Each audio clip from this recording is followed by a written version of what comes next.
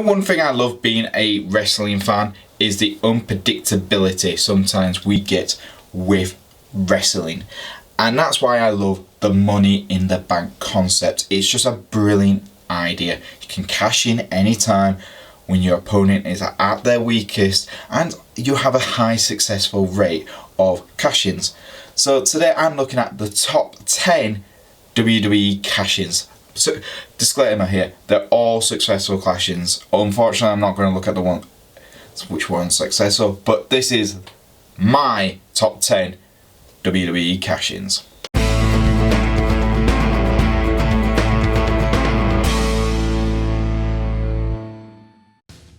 Number 10, Edge cashing in on Undertaker. Now this took part back in 2007, and this was a big thing for one reason. This is the first time ever someone had cashed in on a show. It wasn't on a pay-per-view, it was on one of the branded shows, which was brilliant. It was a great idea for the time. It just showed that for WWE, anything can happen, and this was an absolutely awesome sight to see. I remember watching it, and Undertaker was a heavyweight champion. I loved the Undertaker being champion. And he just finished having a steel cage match with Batista. Mark Henry came out and beat him up as well. And then what happens? You have the rated R superstar, the ultimate opportunist, come out with his second ever Money in the Bank suitcase and just cash it in on the Undertaker. And my god, that was just awesome. This is one of the reasons I just absolutely became a super fan of Edge, because it was just like, this guy just automatically became the biggest heel in the company by just doing that. So for me, absolutely freaking awesome. So Edge, number 10. Number 9 is Randy Orton cashing in at SummerSlam 2013 on Daniel Bryan. Now this for me is an important cash-in for many reasons. One, it was the start of the rebuild of Evolution, which was the Shield Evolution story, and it was the build-up to the Yes movement as well. So for me, this was absolutely fantastic booking. Now, we all know that this was when WWE were about to combine the Heavyweight Championship and the WWE Championship all together, and they wanted Randy Orton versus John Cena, but because they had done it in such a way which pushed fans to even be bigger fans of Daniel Bryan after he got screwed over by not just Triple H but Vince McMahon and the whole authorities of the WWE. The Yes movement was at its absolute peak after this match, so this cash-in was so important for that movement. So yes, we had Randy Orton cashing in after Triple H pedigree Daniel Bryan and turning himself heel again was just an absolute, it was a big milestone event, and it all started pretty much close to this period of time. I think this was the peak of the Yes movement. Number 8, Daniel Bryan cashing in on the Big Show, TLC 2011. Now this was an interesting concept as it was, because at the pay-per-view it was Mark Henry versus Big Show. Mark Henry, who was the heavyweight champion at the time and a heel, and Big Show as a babyface. Everyone was rooting for the Big Show, and Daniel Bryan promised he would cash in at WrestleMania. I remember this quite clearly. But Big Show beat Henry to get his first championship back. I think it was the first time in 9 years or something they said back then. And Mark Henry, being the heel at the time, attacked Big Show from behind. Daniel Bryan broke his promise and cashed in that minute. And that was the first indication that we had a new rising star in what CM Punk would call the youth movement. At that time we had Zack Ryder, US champion, Daniel Bryan, heavyweight champion, CM Punk was champion. It was just an absolute amazing concept that all these young talents were holding championship belts at the time. and that cash-in was just, again, another step to the Daniel Bryan Yes movement that we came to love. Number 7, RVD. Now this one was the second ever cash-in in WWE history, but this one was taking place at ECW One Night Stand, which was awesome, by the way. Very underrated pay-per-view for what it was. And 2, it was the first time someone had cashed in their Money in the Bank suitcase for a full-length match. Now, that had never been done before, and John Cena tried to replicate that again on Raw 1000 and lost to CM Punk. But this is the first time ever someone went, no, I'm cashing it in and I'm having a full match with the champion. At the time, it was RVD taking on John Cena, who was the WWE champion. Interesting thing, John Cena was heelish throughout that whole match. Yes, he claimed that the ECW referees and authorities were all, you know, it kind of made Cena look more heelish than he was at the time, and that was pretty goddamn awesome, because you saw a layer of John Cena I don't think we've seen for a long ever, and we won't see again for a long time, because I think that's the closest we've ever seen to a heel John Cena was at that pay-per-view. And RVD got the win, and who counted the 3? It had to be a Paul Heyman count. So Paul Heyman's own man and own ECW alumni got the championship after Mr. WWE at the time, John Cena. Number 6 was The Miz cashing in. This happened back in 2010. It was quite a big deal because there was a lot of rumours at the time that The Miz was going to cash in, and it was going to be a failed cash in. And I don't know if that was WWE releasing stuff like that just so when it did happen, it was as big of a shock as it was. Because I remember hearing the news, The Miz has cashed in, and it was successful.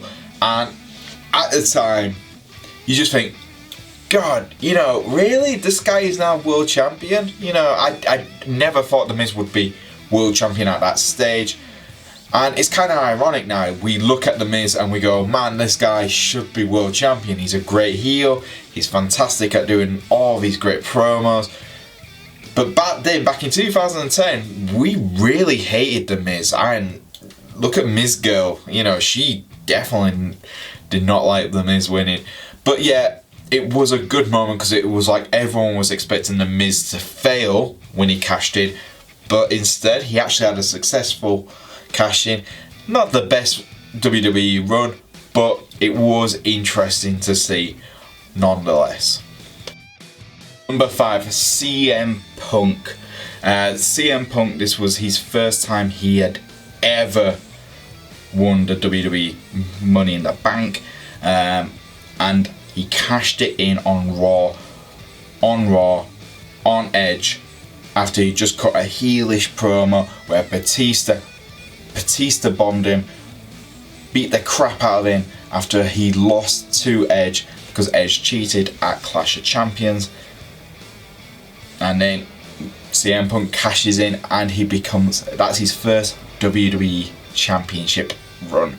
And I thought that was awesome. It was like CM Punk was just growing and growing as getting more popular with the fans at this time. He was popular on ECW. He was building up a huge name now on Raw, and this was, you know, a great time. And I think it was that perfect time because Edge had to go away for a while because of injury, and I think CM Punk cashing in was a great concept because at the time CM Punk was a babyface as well, so it was absolutely awesome, and it was the first time we saw CM Punk cash in as well. Number 4, a more recent one, 2016's Money in the Bank match, and it was Dean Ambrose cashing in on Seth Rollins. Now this was a big night because you had Seth versus Roman for the WWE title, which was a very good match in its own, and then you add the extra element of Dean Ambrose winning the Money in the Bank that night and cashing in that night when he said he would. cashing in on Seth. I mean, you just realise after that, hold on, all 3 members of the Shield held the belt that night. And that's a big deal. You know, this was the biggest faction to be around in WWE for a long time. And all 3 former members were WWE champion for that night. So that was goddamn awesome. And it was one of the most underrated WWE championship runs I have seen. Because for me, Dean was a good WWE champion. And he should have had more opportunities. You know, but that's near say now. But for me, it was an awesome moment. And it elevated Dean Ambrose from mid-card to, you know, main event talent. So, I have no complaints from me. Number 3, of course I had to put it on the top 10 list. Dolph Ziggler cashing in the night after WrestleMania on Alberto Del Rio. And it's got to be one of the biggest crowd reactions for a cash-in ever. I think Dolph held the Money in the Bank suitcase for one of the longest periods. It was nearly coming up to a year. That's how long he held it, and it was just absolutely awesome to finally see him cash in. Alberto had just won a match against Jack Swagger, and he was injured. Ziggler comes out, just absolutely, the crowd goes mental, and it's one of the best cash-ins you will see. And it's just because the fans were just so excited to finally see Dolph hold the title, and to him finally cash in after holding the Money in the Bank suitcase for such a long period of time. Number 2, Seth Rollins cashing in at WrestleMania 31 and turning Brock Lesnar versus Roman Reigns into a triple threat match where Seth pinned his former Shield buddy Roman Reigns to claim the title. And it, as JBL said, it's the biggest upset in WrestleMania history, and I've got to say it's up there with it. I think it was the steal of the century, as he claimed it to be, and it was the most shocking thing. It looked like Roman was going to beat the big scary beast, but no, I'm kind of glad it went this way. Rumours have it was going to be that Roman was going to win the title and then Seth was going to cash in the next night. But apparently Vince saw how the fans were reacting at WrestleMania with Roman starting getting more momentum and decided to pull the trigger. That Roman and Brock both knew about it, as it could be it could happen.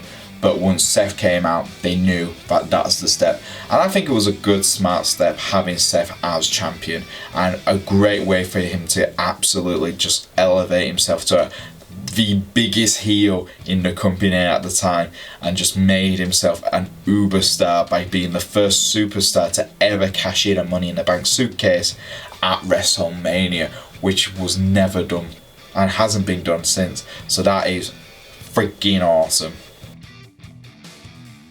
And of course, the guy who started the list ends the list. The Rated R superstar, my absolute favourite wrestler. Yes, I'm biased. This is my top 10 list, god damn it. And I'm going to put Edge as number 1, cashing in on John Cena at New Year's Revolution 2006. Oh, what a night. What a night. John Cena bloodied as hell because he just survived an Elimination Chamber match to hold the WWE title.